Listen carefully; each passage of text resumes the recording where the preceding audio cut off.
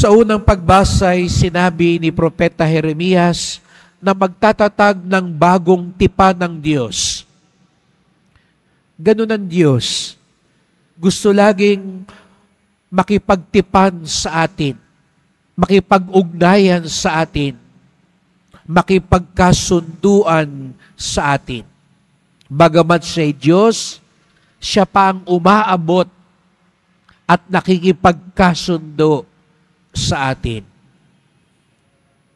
Kaya nga, sabi niya, nung una, ang tipan ay isinulat sa bato. Naalala niyo po kay Moises, nung inilagay yung 10 utos sa bato. Kaya nga, sabi nga po ng iba, ang utos ng Diyos, minsan ang tingin natin ay parang galing lang sa Diyos at dapat lang tayong sumunod. Ngunit, sabi nga po, tingnan natin ito, sabi ni Bishop David, ito'y parang kasunduan. Hindi ba't pag tinignan mo ito sa konteksto ng kasunduan, hindi mo masasabing lugi ka. Misa kasi pag ang tingin natin ay utos lang, para bagang ang lamang yung nag-utos. Inuutusan ka lang. Pero kapag ang tagubilin ay base sa kasunduan, kaya mo ginagawa ito, kaya inuutos sa ito, kaya ito sinusunod mo dahil bahagi ng kasunduan, alam mong ang pakiramdam mo, hindi ka lugi. Kasi alam mo, ito'y pagsunod dahil mayroon kayong pinagkasunduan.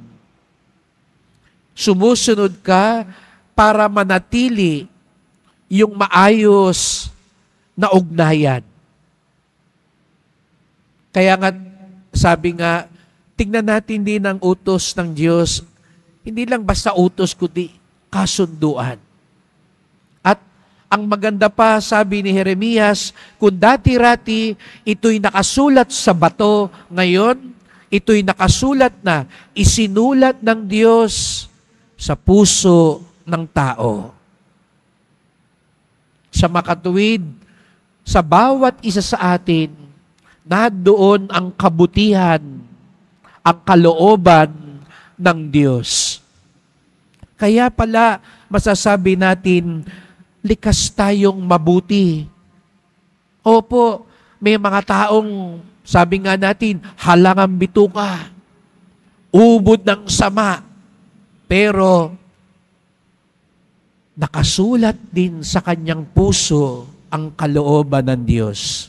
Naalala ko po tuloy ang sabi sa akin nung aking matandang spiritual director noon. Nung habang kami isang araw nag-uusap sa silid niya, napansin ko yung relo. Sabi ko, Father, sira po yata yung relo ninyo. O walang, siguro naubos na yung baterya. Mali po yung oras. Nangiti siya. Sabi niya, oo nga, no. Mali ang oras, sira ang relo. Ngunit, ngumiti siya, sabi niya, pero alam mo, Jude, 2 beses sa isang araw, tama ang oras niyan. Pag-isipan niyo maigi yun, ha? Kahit ang sirang relo, kung huminto yan ng 7:00, 2 beses sa isang araw, tama ang oras niyan. 7:00 ng umaga at 7:00 ng gabi, tama pa rin yan. Kaya sabi niya, kahit maraming mali, may tama dahil isinulat ng Diyos sa puso natin ang kanyang kalooban. Ngunit, bagamat ito'y sinulat sa ating kalooban, kailangan natin itong pangalagaan. Kaya nga tayo'y nag-aaral, nagsasaliksik, nagninilay, nagdarasal para pangalagaan at palaguin yung isinulat ng Diyos sa atin puso. Opo, likas tayong mabuti, pero kapag hindi ito inalagaan, doon pumapasok yung natatabunan yung mabuti. Kaya ang nangingibabaw ay masama. Kaya nga narinig natin sa Ebanghelyo, nung nagtanong si Jesus, sino ako? Ano sabi ni Simon Pedro? Ikaw ang Kristo, ang anak ng Diyos na buhay. Ano sabi ng Panginoon? Tama ka. Hindi yan galing sa tao, galing yan sa Diyos. Alam mo bagay, yan yung isinulat ng Diyos sa puso ng tao. Yun yung tama na meron tayo. Pero nakita rin natin, di kalaunan, nung sinabi ni Jesus sa Sareno, dadaan tayo sa paghihirap, sa pagsubok. Ano sabi ni Simon Pedro? Wag naman, Lord. Wag sanang mangyari yan. Ano sabi ni Jesus sa Sareno? Lumayo ka, Satanas. Hindi yan galing sa Diyos, galing yan sa tao.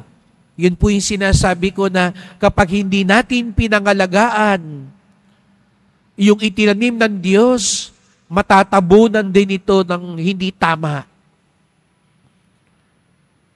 Kaya nga, bagamat di ka sa atin ng mabuti, pero kapag lumaki ka sa isang komunidad na laging ang lahat ng tao nag-aaway, nagmumura, kahit sa puso natin maganda makipagkasundo, mas pipiliin minsan natin ang